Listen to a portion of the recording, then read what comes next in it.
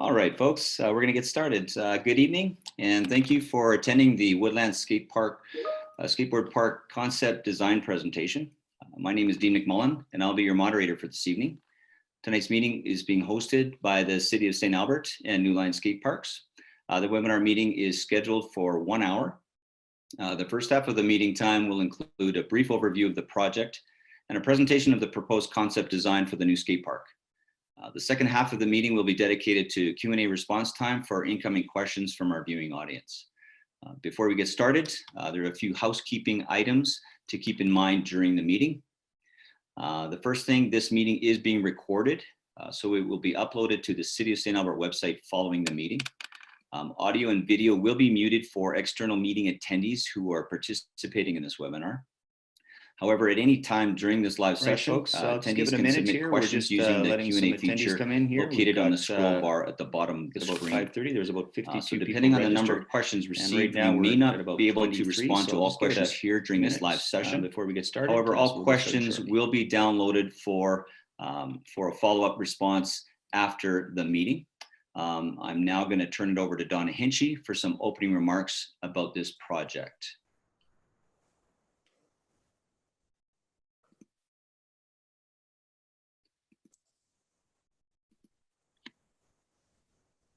Great, thank you, Dean.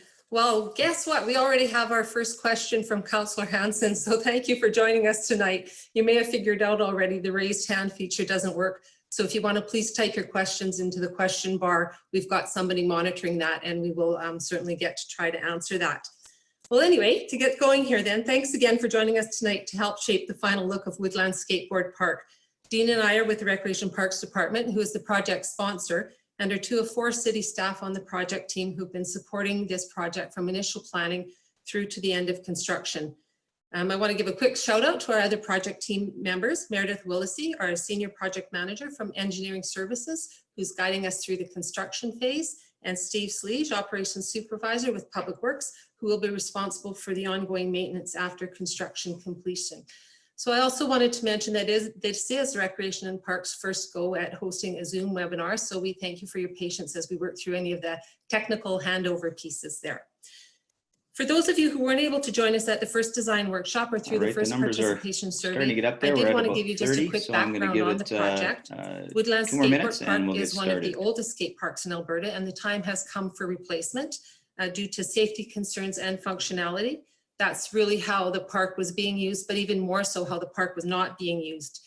In 2017, the city completed a survey and a maintenance report to look at how the life of the park could be extended. And recently some repairs were done just to address safety issues. In 2018, we had a more detailed assessment that was completed recommending a full facility replacement. About this same time, some youth came forward to express some concerns, and this group, along with other folks, is now known to us as Friends of Skate Park. Members from this group also approached the Fraternal Order of the Eagles, area number 2102, and brought them on board as potential funding partners. They were successful in receiving some provincial funding to contribute to the project. So a big thank you to both our friends of the skate park and our new friends at the Fraternal Order of the Eagles. It's really fantastic that you jumped on board to help support this great community project. City Council as well, of course, approved funding in 2020 through the capital budget process for a new park and set out some parameters for the new cater to all ages, all abilities, and a variety of uses, including skateboards, BMX bikes, scooters, and skates. As New Line presents the design tonight, you will see how this goal has been addressed. From the very initiation of the project, we have had considerable public input, including a couple of site meetings with the Friends group, input when safety repairs were completed, input through a rather unique blind bid review process to provide some input to us on the proposal.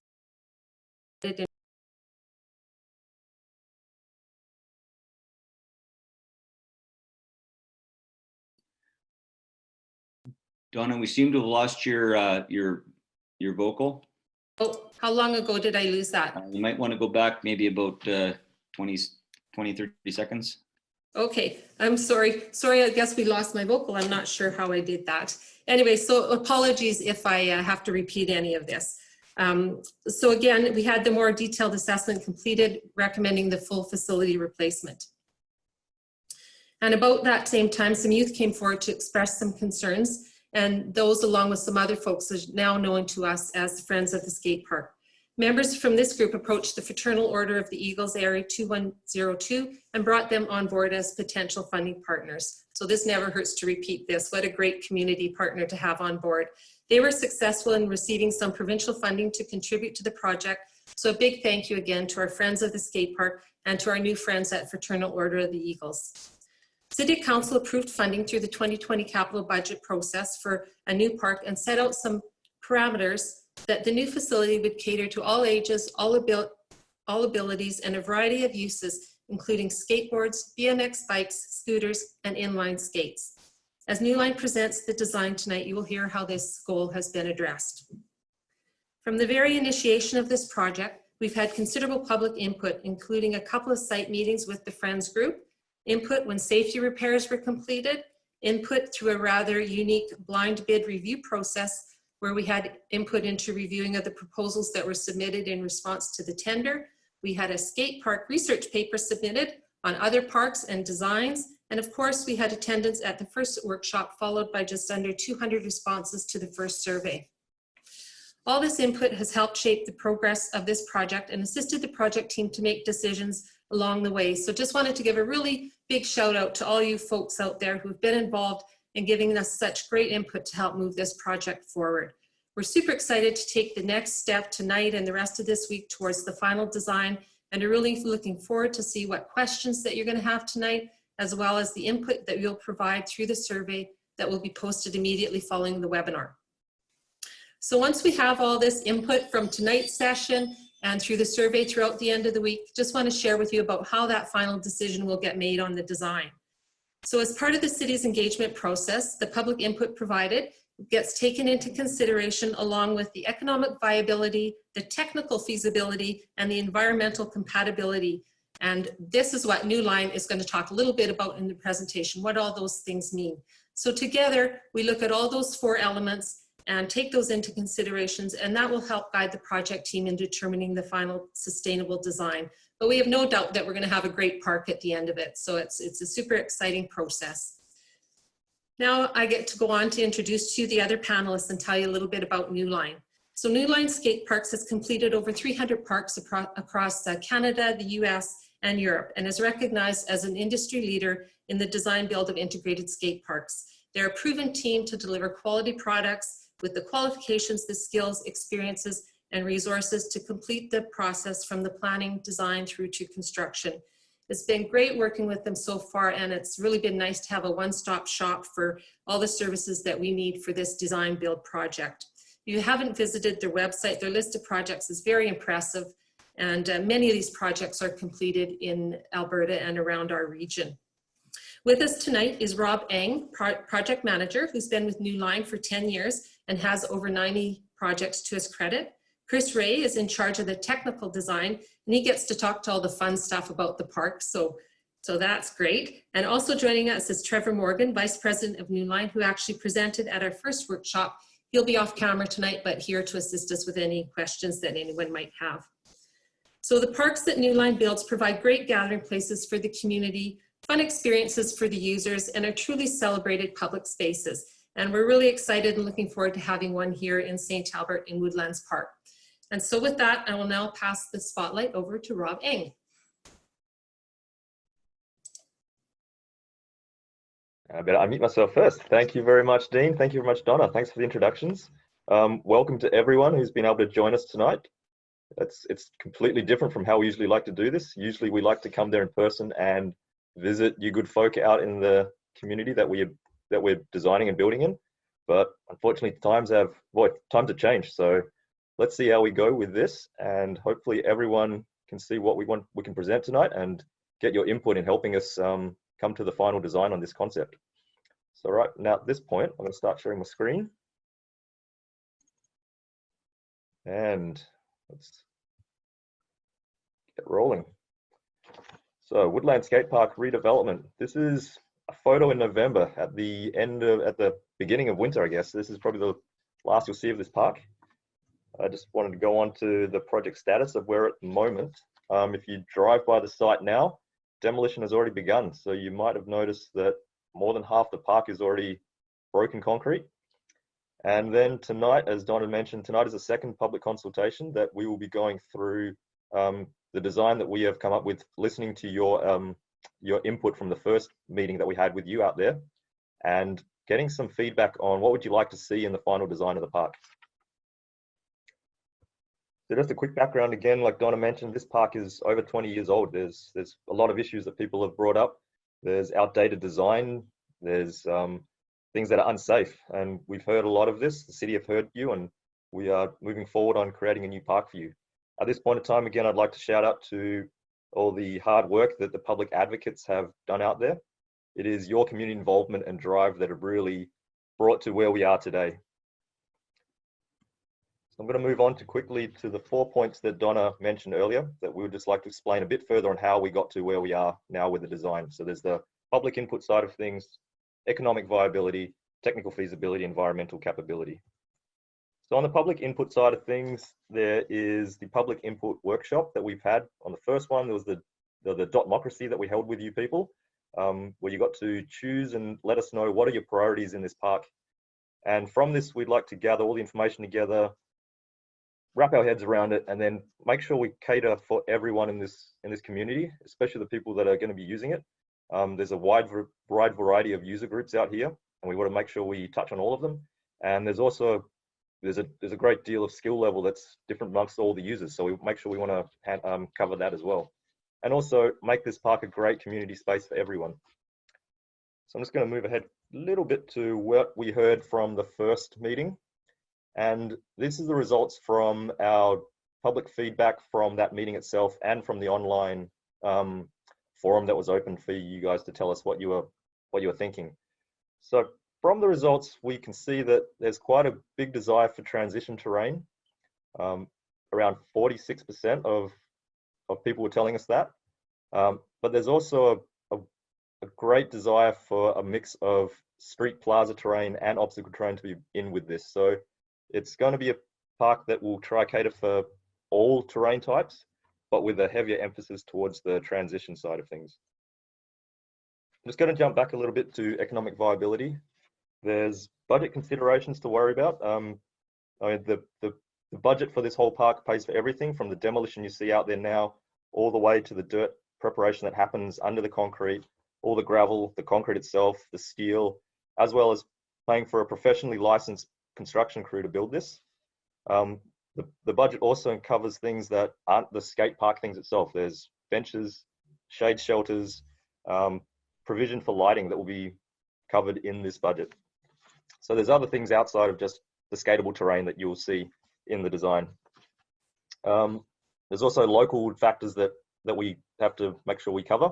There's local materials that we source, and we would make sure we're working with local subcontractors and suppliers. So things are dependent. We just make sure we dependent on what the pricing is like out there and making sure that plays a part in how we come to where we are. Just going to jump ahead to technical feasibility and environmental capability. So technically on this project, there's a few things to be watching out for. Under this skate park, there's already a very large sewer line, a fiber optic line close by, and stormwater lines nearby. This is the old park.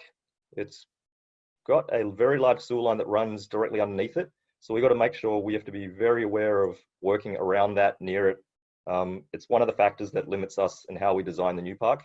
And then there's also then a fiber optic line that we have to make sure we don't break, or stormwater lines that cross under the park as well. So there's some of the technical factors we have to worry about while we're designing the new park. Going back to environmental capability, the geotechnical engineer has had a look at the site and let us know his recommendations. What he's found is that the site is a clay site that is quite wet, and the water table is fairly shallow in the ground. So we have to be very careful of how deep we can go. The other environmental factor is obviously the Sturgeon River is right nearby. It's just down the hill from the back of the park. So it's something we have to be very aware of while we're designing and building in this location. The other factor we're looking at is just recycling of the old skate park. Is there anything in the concrete we can reuse? Can we reuse the concrete itself to be gravel for the new park? And just looking at if we can recycle any of the steel, any of the rails, could they be reused in the new park? And just looking at things out there that we try use on the recycling side of things to be environmentally friendly. I'm going to just jump through quickly our design process. This was starting from after you gave us a lot of feedback from the initial workshop, and then we started diagramming things, thinking through a whole bunch of ideas. So this starts from all the way back from when we first heard your feedback from the very beginning, all the way now to something fairly close to what we're going to show tonight. And from that, I just wanted to jump into what was. This is probably the last time you'll see this park, the old Woodlands Skate Park. And this is what we're proposing. This is the new design.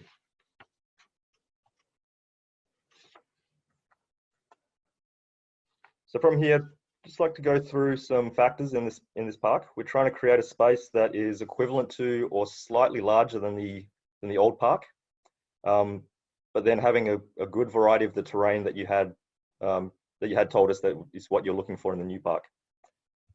The new park includes ideas of woodlands, the sticks, crossing logs, fallen logs. So we'd like to have some of that language come through in the entryway. We've got some paths that are colored with some crossing lines that cut through the park. And then there's flowing lines of the river, the Sturgeon River. We'd like to reflect that in the flow bowl that's shown just beyond, a bit further behind. On the park itself, we'd like to show a good separated area of a flow bowl and a deeper pool style bowl. This is to make sure we have a separated terrain of two areas that also play into the fact that we have to worry about the sewer line. So the sewer line is basically between the two bowls that you see here. And while we have that, also worth mentioning that the bottoms of these bowls are essentially at the same levels of the skate park as it was before. Unfortunately, we can't get any deeper than what we have. And Chris will explain a bit later of the actual technical sizes and dimensions of this bowl. But they're getting as deep as we can make it and still have a good variety of terrain. Move on to the next image, and this is just showing the new skate park. It's a combination of not just two bowls, but also street and obstacle terrain that go around the bowl. We want to make sure there's a good flow of clear separated lines. So there's the street lines that run around the edges of the bowls. So in a more crowded situation, there's clear lanes of travel where you can session some features. But when it gets to a less busier time, there's still the ability to flow all the way through the bowl, up and around through the street section, then cut back into the flow bowl. And then also we just want to make sure that the pool bowl was separated at a high elevation from everything and just plays in well with the general lay of the land there anyway. Having the bowl, the pool style bowl further up and back, and that's separated from the rest. So we don't have risks of crossing boards or boards flying out into certain areas, and just make sure that the uses are fairly well separated.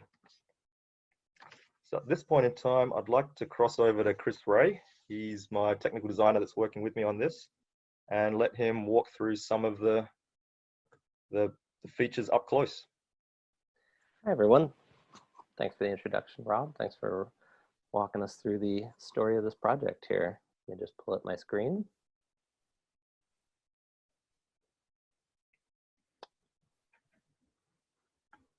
All right, so picking up where Rob left off, I'm going to walk through kind of a series of technical design elements within the skate park.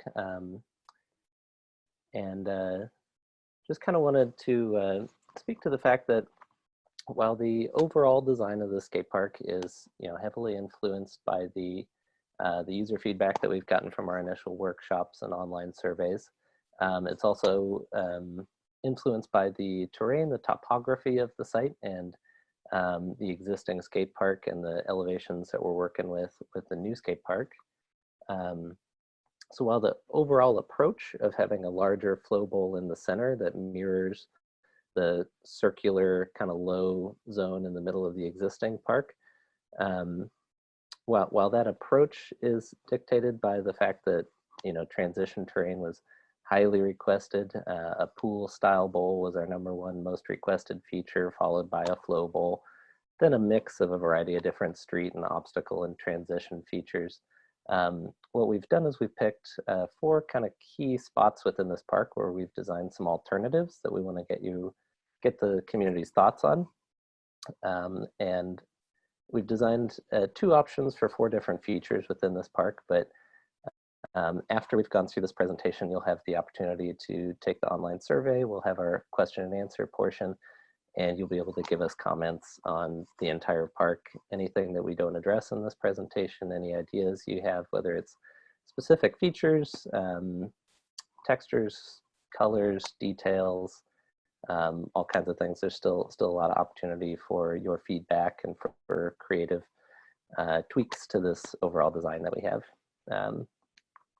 So moving to our first feature, this is the centerpiece of our flow bowl. So while the overall size of the flow bowl is somewhat determined by the existing elevations on site and our motivation to maximize the skatable footprint of this skate park, it's actually a rare occasion because the existing park has this big circular lower elevation that it was actually more economical to do a bigger, more open flow bowl like you see here.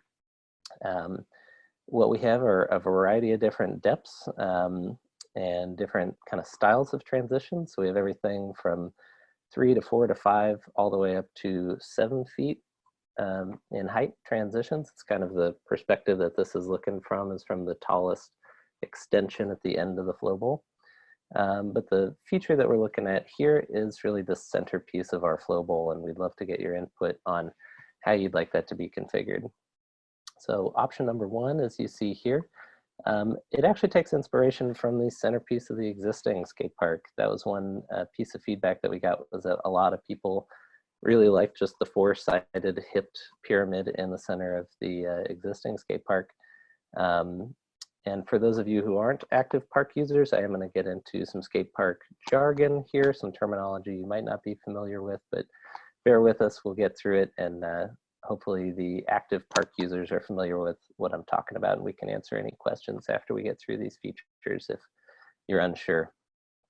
So option number 1 takes that classic 4-sided pyramid that you had in the old park and kind of updates it so it has a mix of banked profiles, mellower transition profiles, and a blended roller that's kind of on an angle in the bowl that allows you to get speed different directions. I can use my cursor here and hopefully you can see that, but the placement of this roller with the different pockets and different elevations that we have allows you to generate a lot of speed in different directions around the bowl. Now option number 2 here, and again, none of these are set in concrete yet. We haven't built anything yet, but we're going to look at these options. We're going to, get all the feedback and, basically do our best to balance everybody's input because everybody is going to want different things. And so we'll do our best to accommodate all different writing styles and all different preferences. That is the intention of this all wheels park. There should be something for everyone. So option number 2 here for the centerpiece of our flow bowl includes 2 really popular pieces of transition terrain. Transition being using a quarter pipe style ramp. And what you see here is a spine ramp and a volcano that are both a little bit mellower and more approachable than in some bigger, deeper bowls like there might be in the region. These are 2 just very popular features that we've received a lot of requests for. And what we can do is we could orient this different ways. And when you take the online survey after this presentation is complete, you can even take some of the images and sketch on top of them and send us that if you want. So what we've done is taken that spine and blended into the transition with these rollers that allow different lines through here. You don't have to go over the spine, you don't have to go over the volcano. You can use them to create different pockets and opportunities for speed. So we'll come back to all of these after I get through these options. I'll just give you 2 looks again. There's the bigger option 1, which is hips and a bump. Option 2 being a spine and a volcano. And just keep in mind that you can kind of mix and match these things. If you really like the spine, but you don't like the volcano, we could do a spine with a big roller. I can see we got a lot of questions coming in. It's gonna be fun to get into these, and hopefully everyone can respect everyone's opinion and listen to the process that we went through to get here, and we're going to do our best to accommodate everybody's interests. So for feature number 2 here, This is kind of the apex of the street lane. So what we have is a street plaza lane that wraps around the outside of the flow bowl, and we'll give you another perspective here at the end so you can see how these fit into context. But this is basically the more kind of tech ledge manual pad oriented feature for the corner of the street plaza. So what we have is a 6 to 8 inch manual pad with a ledge that's probably 14 to 16 inches up above it. We can put some wally angles on it. We can put a slappy angle on the manual pad, but this is really all about being able to do a long grind around the corner, pop up on top, or just hit the manual pad, then a ledge. So there's a variety of different kind of technical riding opportunities here for, you know, skateboards, bikes, scooters, inline skates for everybody. Option number 2 here is something a little bit more obstacle and a little bit more flow oriented, something you can keep more speed over, be a banked hip. And what we've done is with the banked hip here in this corner, we can still locate a manual pad over here that's blended into the back of this spine transition that flows into the flow bowl. And we'd like to add some kind of creative details to it, like a kind of a steep angle on the back, maybe a brick texture. What we have here is blended into the hip, what's called a slappy curb. So it's kind of a beginner to intermediate feature that has an angle on it. You can do ride on grinds, learn how to grind. It's a great place to learn your kind of curb grind tricks. And I'll just say that this banked hip was one of the other top most requested features within the skate park. And so if we went more with the spine and the volcano and the flow bowl, we would want to make sure that you still have a really good banked hip. So what you vote for on one option may influence our decisions on the other options. Moving on to our third zone here within the park. This is our pool style bowl, which is the more kind of intermediate to advanced style transition terrain. It's got all pool coping all the way around. We're definitely going to do some tile. And the question here is, what other details or features would you like to include in this, if any? This was our #1 most requested feature to include within the new Woodlands Skate Park, was a more advanced pool style bowl.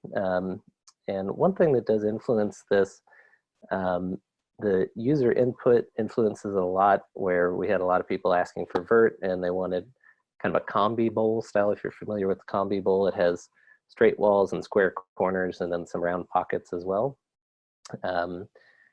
Based on the other thing that influences the shape of this bowl is the fact that there are some other new bowls in the Edmonton region that are more organic and curvilinear than this one. So we received a lot of feedback that straight walls and more of a vert ramp feel with more square corners would be popular here. So to speak to the depths, we're looking at, we're getting this as deep as we possibly can, but in order to not blow the whole budget on fill just to build this way up above grade, we're able to get it to at least 8 feet. We're going to see right now, I think we're able to get about 8'2" right now. So we've got 6 to 8 inches of vert is what we're looking at doing.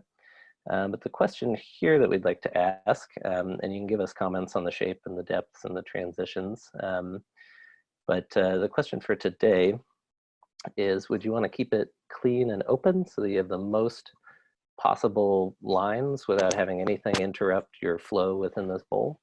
Or would you potentially like to add special classic pool style features? What we've rendered here, the classic stairs, the kind of wedding cake stairs here in this corner. Another feature that was suggested to us was, instead of stairs, maybe we do a ladder where you have inset steps within the transition that you can skate over or through. But as you see, we said or other. There's a variety of different things that we could do in here. I'd love to see what we can do with custom tile. There's you know, there's for the pool style riders, you know what I'm talking about. There's a variety of different things that you can put in a pool to make it more challenging and more interesting. So if we get, you know, really strong feedback on the survey that there's something specific you'd like to see in this pool, then we'll do what we can to include it. For our final feature here, this is basically the starter ramp for the street lane. And like I said, after this, we'll give you some broader overviews so you can see how these fit into the context of the park. But this is a pretty simple, straightforward 2.5 foot tall quarter pipe with a hip and a little pocket in it. So this is where you'd drop in to hit the stairs and hubba ledge and other street plaza features. But what this is really a pretty great beginner element where it's a perfect place to learn how to drop in. It's a perfect place to learn how to do your transition lip tricks. You can learn how to grind through a corner or do a little air over a hip. But because we've tried to stretch it out and make it pretty big and give it a generous amount of deck space, if you're a BMX bike, you actually have plenty of room to do a big air over this. If you're an advanced skater or inline skater or scooter rider, there's a lot of opportunities for more advanced tricks, even though it is a more beginner feature. Our second option is something that we think could be pretty fun and fairly unique within the region, and that'd be a jersey barrier style feature that has transition that blends up against the jersey barrier and then comes around to create a hip and a small deck space to stand on. So if you're a skateboarder, you're probably familiar with the classic jersey barrier. It's like a roadside barrier. You can skate it with nothing on it, but a lot of times skateboarders will put a little bit of concrete at the bottom to create a little bit of a transition to ride up. So what we want to do is create that experience, but make it a little bit more accessible by putting a little bit, this is still fairly tight, but a little bit mellower of a transition so that if you're learning how to skate this, you get a nice entry transition that takes you up into more of a wall ride jersey barrier kind of experience. There's opportunities for grinding across and dropping into the transition or airing out of the transition and grinding across this way. And then it also still functions as a beginner ramp where you can still learn to do drop-ins and basic lip tricks on this. There's still a little bit of room to stand and drop in for your approach to the stairs. So with that, I'll show you some overviews of the park, and just keep in mind that you can mix and match any of these features, and we're going to do our best to digest everyone's feedback and balance that to give you the best possible park that we can here. So this is all of our option ones, so our manual pad and ledge, our 2.5 foot quarter pipe, and our hip island fun box with the roller on it. Option number 2 here shows that jersey barrier. You can see it's pretty long. There's a lot of room. Our bank tip with our brick texture, slappy curb. There's our manual pad, and you can see the spine and volcano in the center of the flow bowl here. I'll just point out a few other things while we're looking at the flow bowl here. We want to blend in as many creative details and unique transitions as we can into this bowl, so any further ideas you have for those kinds of things are helpful. I'll point out a couple things. We have a little step up gap right here where this corner turns into a bank. You get a nice Euro step up gap to grind. There's a little slappy edge on that. In here is a 4 foot deep mini ramp with a fairly generous flat bottom that keeps it fairly open. We have a roll-in pocket over here where the coping of the hip wraps around into the pocket, and there's opportunities to air off of the coping out of the transition into the pocket where it catches you. We have a little spine along here that you can skate in and out when there's not traffic right here. We're looking at where we can do brick texture, and this slappy bank coming down the stairs is a good opportunity. And we do have a little kind of mellow volcano style, could be more of a wedge to wedge kicker gap, or it could be more of a transition style volcano feature on the back of this escalated clamshell pocket here. And so with that, I think I can basically hand it over to Dean. Thank you all.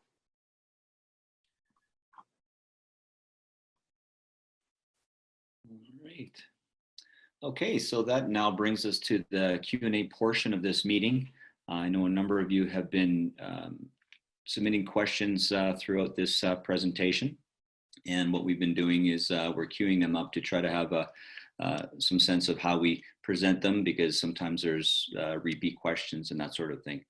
And if you haven't done so, just remind you to go just as posted on the screen there. You can just go to the Q&A tab right on the bottom of your scroll bar and just text in the field and click submit.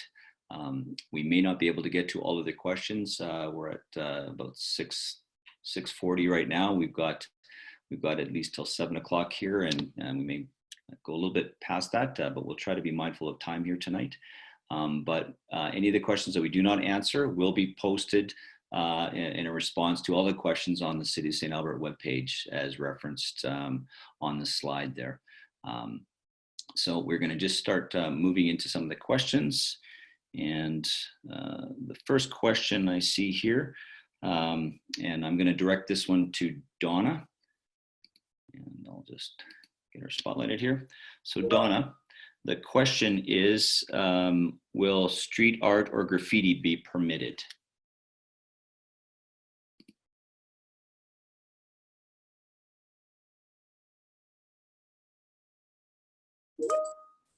All right, I think you can hear me now.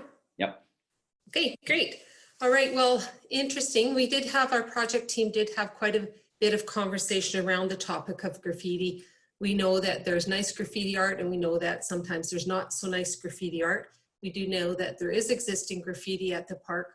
However, in trying to come towards a decision with this, we kind of looked at 3 factors. And one of them, we looked at what the city's position was on graffiti. And on our city website, you can go and reference that graffiti actually is a crime, that it's a financial burden, and you know, it can often leave a negative impression. So we did kind of take a look at that view.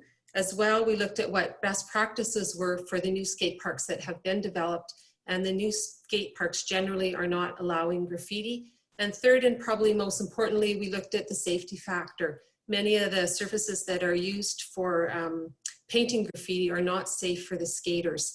And so towards that end, we're looking at not allowing graffiti in this park.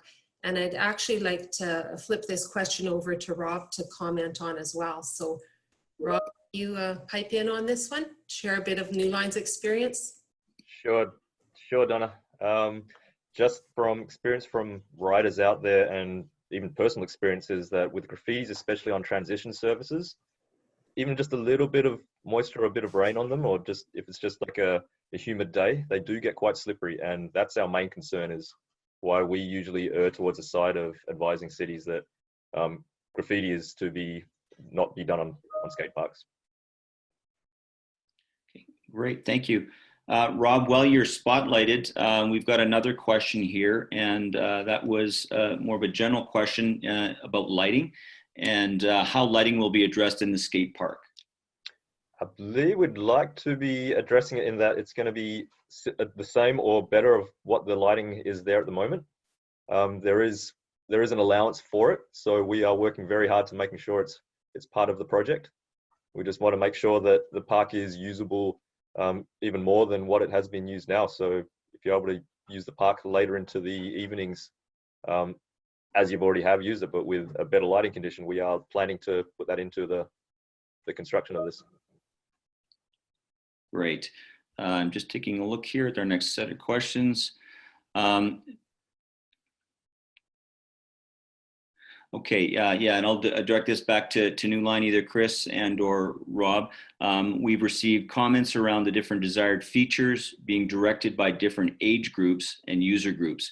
And how are these needs of the different ages and user groups considered in the design? And maybe even referring to even the different aspects, whether that's skateboard, scooter, inline. I'll start generally just by saying we've tried introducing elements that are of different size and heights.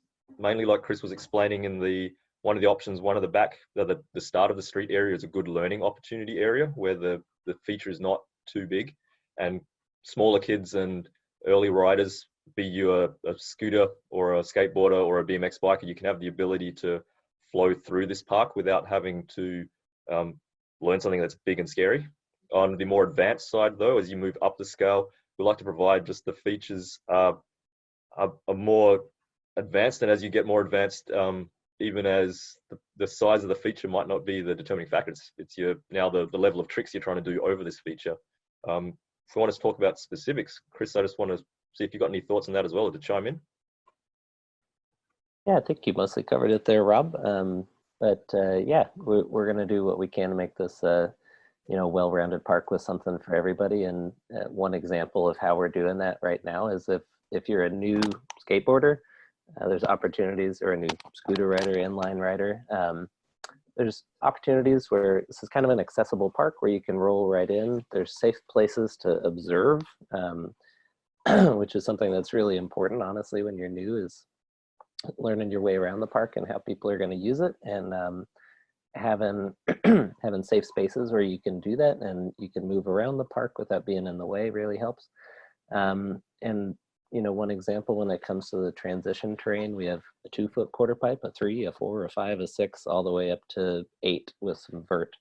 So at least in that realm, we have something for everybody. And on the street features, you got a 6-inch manual pad and a little slappy curb, which are great to learn on, but you're also going to have a staircase with a handrail, and opportunities for more advanced tricks on those kinds of features. So Chris, just building on what you just said, one of the questions, it said we've got a lot of technical, or a lot of requests for more information on the depths and the heights and other technical details. Will those be available to view and provide feedback on somehow, or is that specifically on your survey? We could add a bit more detail to the online survey to clarify that. For anyone on this call right now, the pool bowl that we have is 5 foot 2 inches deep to 8 foot 2 inches deep. If you have specific radii or amounts of vert that you think are perfect, you can let us know. On the flow bowl, in terms of the depths that we're seeing there, it's around a 4 foot deep flow bowl, but it's kind of interesting because it has so many different extensions and variations. There's some corners that are only 3 feet. There's this wall up here is 7 feet. So that flow bowl, there's opportunities to roll in, drop in, roll in and out of it. It should be, pretty accessible. And if you're a more advanced rider, you're probably going to be more over here in the pool bowl. Okay, thank you. Moving to our next question, this will still be for New Line for a response. How long does the skate park take to build? And who wants to answer that, Chris or Rob? I'll take that one on. Okay. Spotlight on. Yep. So we actually have started demolition as of, yesterday. So we can say from the end of April, we anticipate to be done by September. So give or take, let's see how the situation goes. You never know what governments may do around nowadays. So we're always very wary of that and keeping an eye on that. But our timeline is hoping we'll be done sometime in early fall, end of summer. Great, thank you. Next question, and I'll just stick with you, Rob, and see where it goes from there. But will there be an option for additional seating in the green spaces around the park? There will be. Of course, that always comes down to budget. We have allowed for the seating that we've shown in this render so far. So the images that you see, we would like to make sure there's the 2 shade shelters, 2 benches. There potentially is a 3rd one because we can probably reuse that metal skateboarding bench that's already there at the site. So we can allow for that. But if there's a desire for more benches out there, we'd really have to see how that fits within the budget and then tease around our way of building this to see if that would be able to be part of this construction or not. Okay, great, thank you. And I'm just waiting for next queue of questions because I know we've got lots of questions in our Q&A. Let's see. The next question, could a repair station be added with tools that has a better work platform than the previous one? Not sure if you guys have any experience in that. Not really. We've noticed that the old park here did have a tool station, and we're hearing a comment now that if there could be a better one, that'd be great. We'd like to explore it. If it's one of the desires from a lot of people out there, any of the riders that, if you think that's a great idea, let us know in the feedback, and we'd definitely like to have a look at that as well for you and discuss it with the city and see what we can provide. Sure. Okay, the next question, another technical question, is the grind structure too close to the sidewalk where people are walking? Maybe. Is that a question for you, Chris, maybe? Sure. Yeah, you know, that is a good point. And I think basically what we've tried to do here is create some, you know, very safe spectator zones where if you're not an active park user, you can easily come in, and there's a few, you know, safe vantage points where you can not be in the way and you don't have any risk of skateboards or anything flying towards you. But the way that those pathways integrate with the edge of the skate park, it kind of blends, it does blend the distinction between the pedestrian space and the skatable space. That's something that we actually hear a lot of comments of, is that a lot of skate parks kind of feel like they're in a box and you can stand outside and watch, or you can kind of be inside the box where there's all this kind of chaos and energy and everything. And what we're kind of trying to do is blend that a little bit so that there's safe places for spectators, there's safe places for skating, but it's also accessible, and there's not exactly a hard line. But if that's something that the community feels those pathways aren't necessarily safe, we could explore alternatives of creating some separation potentially. So is that something people should specify specifically on their comments in the survey? Yeah, that'd be great. Okay. Yeah, we can see how people are feeling and discuss that with you and with the community. Okay, great. Moving this is another technical question for New Line. We had a comment around not making the hubbas and down ledges even close to the same size or dimensions as the old park. And the comment was it felt it led to poor results from a 2-foot ledge going down a bank. And how are the hubbas and down ledges being designed?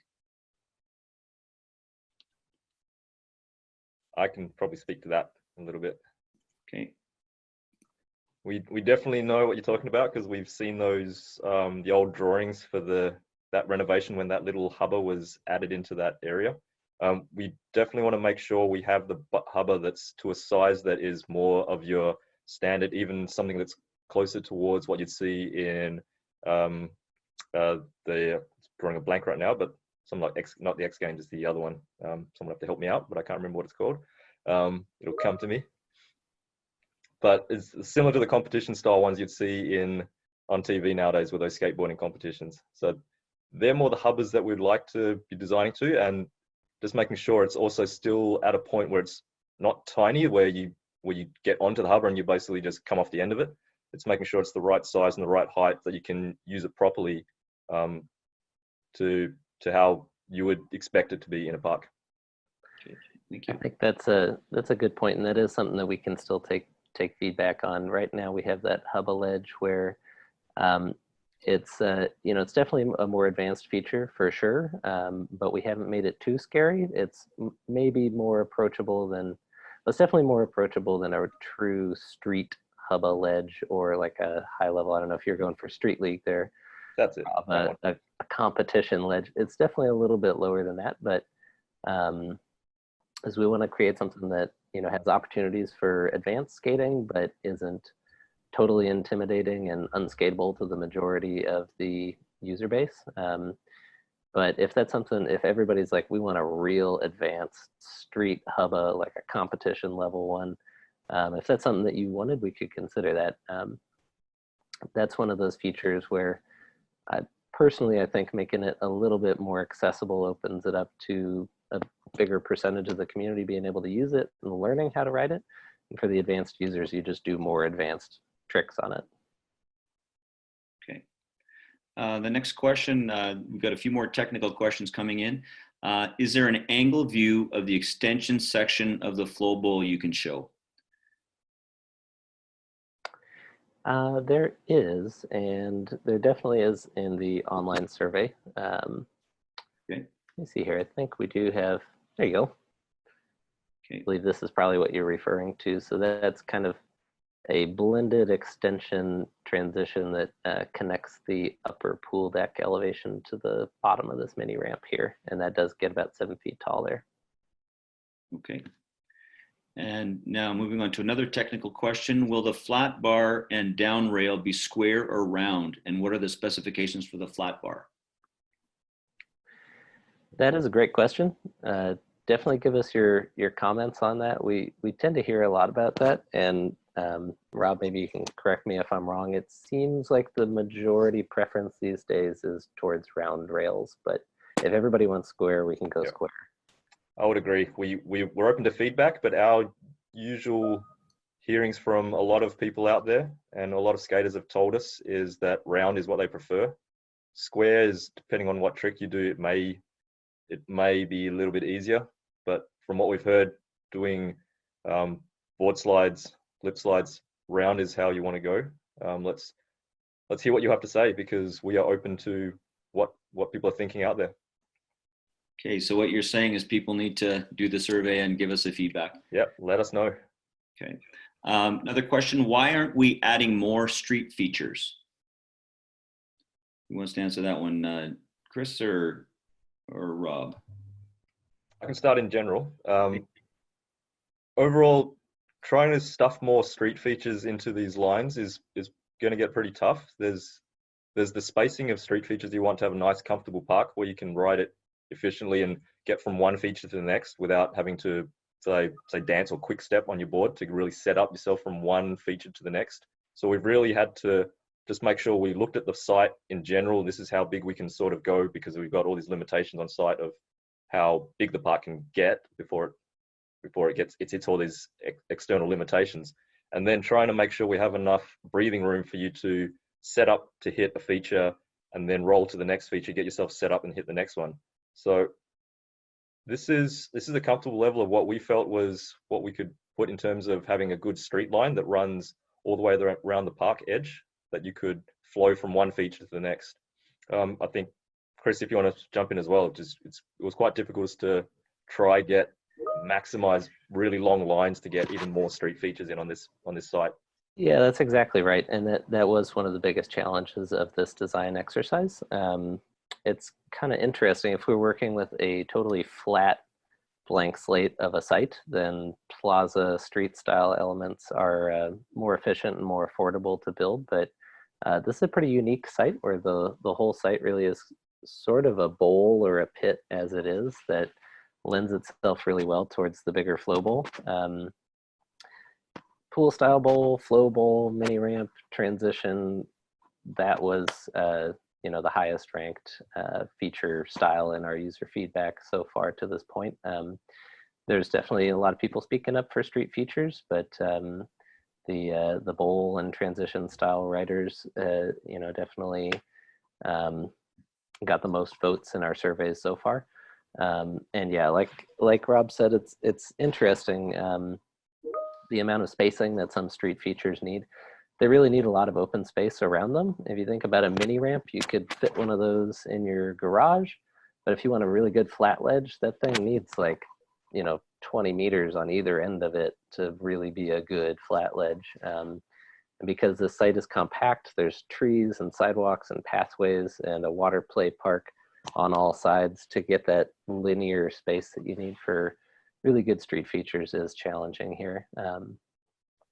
The last thing I'll say is it's always tempting for us when we're looking at this to imagine having this park to ourselves. And you say, well, there's a ton of room. Why couldn't we just squeeze in a whole bunch more stuff? But what you should maybe imagine is when there's 30 kids in here at once, and the amount of space that it takes to be able to navigate around that safely, be able to see where you're going, not have features that are creating major crash up opportunities, and making sure there's room for everybody to ride.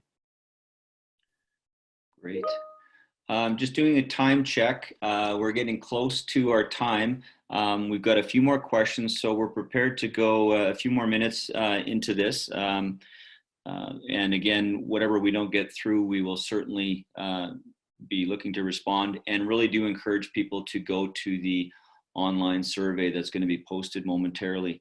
And would also encourage any of you that are even registered for this to share the online link to others that you know that are in the skateboard community, so that we can just get more input. The better input we get, the better design we get. So that's just a bit of an information. So we'll extend this here for a few minutes, and for those of you that have to leave, thank you for being with us. But we will extend the time here just a little bit. Let me go to the next question. it says, is there a local source for silica fume in concrete for the bowl? That was a question, a technical question. Good question. Dean, I can probably have a look at that. Okay. I mean, silica fume is something we always look at using anyway in our concrete. A lot of places where we do operate in, just trying to think of where we have used it, but we do look at using that product.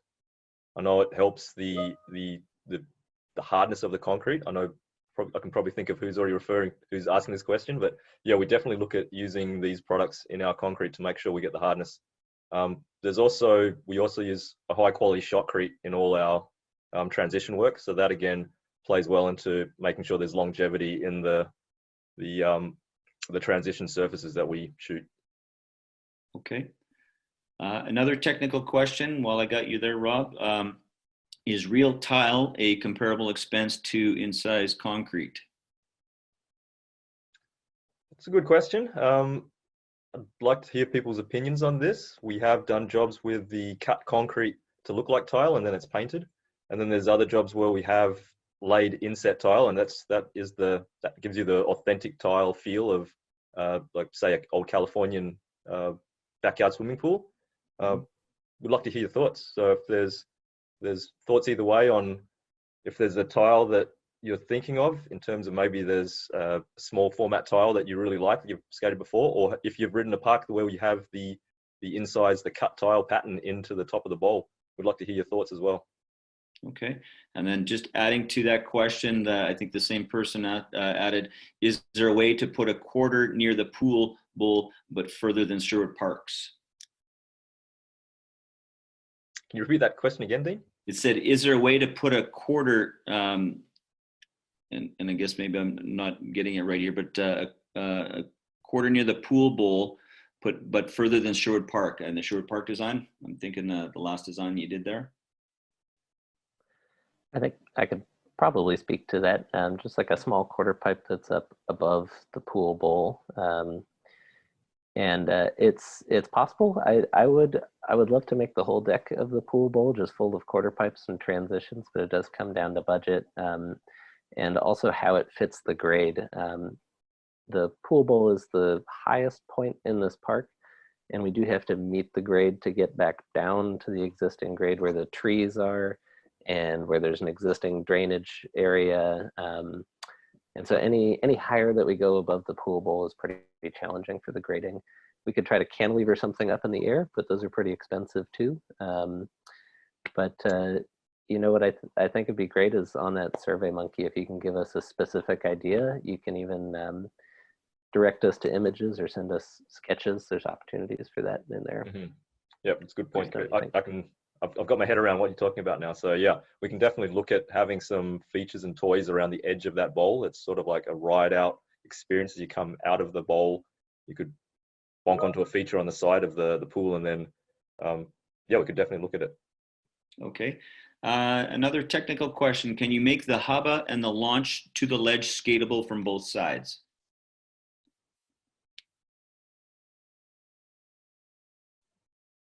Yeah, I can see people's concern there. We definitely should have a look at that hubba and just make sure it's usable as either side you're riding it from. So be you a skateboard or a BMX, you can approach it from either side. We'll have a relook at that and just making sure we cover that aspect as well. Okay. So on skateboarding side, if you're a goofy or regular, you can approach it from either side. If you're scootering, biking, you can still approach it from either side. We'll have a look at that. Okay. All right. I could add one quick thing to that. That's something that we're often trying to balance when we're working on street plaza style features, is managing the arrangement of hubbas, rails, stairs, and any other features that they have to interface. And the stairs are one of the biggest challenges because people really want stairs. Stairs are highly requested, but when you put a staircase in, that means that if you had, for instance, a bump to rail or a bump to hubba ledge, whichever one you go with, if you're skating up and you want to hit the ramp and then catch the rail or the ledge up above, you can only do it on one side when you have stairs on the other side. So we could eliminate the stairs, and then you'd have a bump to rail or a bump to ledge that you could skate from both sides, but then you wouldn't have the stairs. So that's one of the spots where we always have to balance those kinds of things. Okay. All right. I think we've got time for one more question, and then we'll close off the question and answer. I'm just taking a look here of what we've got. And then the question, oh, it's being typed as we speak here. So will the visuals or options be available through the survey? Yes, there are 3D renderings. These same images that you see here are in the survey. And then, after the survey is closed, we're going to be pretty quickly making some final terrain decisions, updating the model, doing some new renderings that those will be shared with the public and everybody can see what the final plan is. Okay. All right. Yeah, we'd like to just capture everyone's final thoughts into one final image as we get through the feedback that you're going to give us. And at some point, us with the city will present this to the user group and let you guys have a final look at what's going to happen. Terrific. All right. Let me just. Okay then. So everyone, that marks the end of our Q&A session. Thank you very much for spending the time to give us such detailed questions. Your information is valuable to this process. And if we could really encourage you to please make sure that you go to the online survey link, as you can see on the screen here, the www.surveymonkey.com. And again, if you can share that with other folks that you think would have an interest in expressing their opinion, we certainly welcome that as well.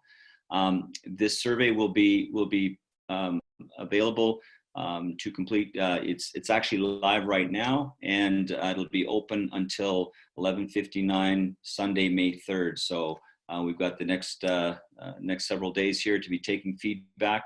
And then, as it says there, updates will be shared with the community as the project progresses here. So they'll be collecting and gathering that information as we go.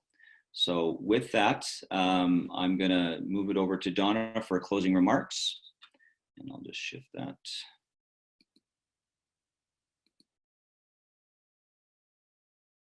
Great, thank you. Just a couple things I wanted to share with you. As Rob mentioned, as soon as the final design has been completed, we hope by mid-May that will be posted on our website to share with you, to show you what the final concept looks like. Will actually be the finalized design by then. Also just wanted to mention that in various places you can see that Woodlands Skateboard Park is called Woodlands Skateboard Park, but also the sign down at site does say Woodlands Skate Park. So we are looking at aligning that name to call it Woodlands Skate Park. Similar to Woodlands Water Play Park. So you'll see some new signage for that in the fall as we move through that process. The name of the park itself is Woodlands Park, but Woodlands Skate Park and Woodlands Water Play Park are amenities within that. So you can look to that name change. As well, of course, at some point in time, we do know this will open, as we hope it will be on schedule for completion in September. And depending on what is happening in our community with the COVID situation at the time, but we do know that at some point the park will open and we will be having an opening celebration. So we'll be looking to reach out to some folks for some ideas, a couple people for committee members, but also if you're interested in planning something with demos or music or whatever, we'll be looking for some people to help with that. So you can reach out to Dean through his email address on the city website on this page that you found, or put some comments in the survey box as well. So that's it for me. Once again, thanks very much for your time and involvement. And back to Dean to close us off. Great. All right then. So again, you can see the survey link is right on the top of this slide. So please take the opportunity to go and give your comments and your input. And that pretty much closes our presentation for this evening. New Line has a lot of work ahead of them here in terms of pulling that all together, and we look forward to what that brings. So on behalf of the City of St. Albert, New Line Skateparks, and the project team, we want to wish you a good night and thank you very much for participating in this evening. We will leave this slide up for attendees just for the next little while, just to give you the opportunity to be able to get that and make sure that you're able to log on if for whatever reason you're having some difficulty. So we'll just leave that posted for the next couple of minutes. But apart from that, our meeting is closed. Good night. Thank you.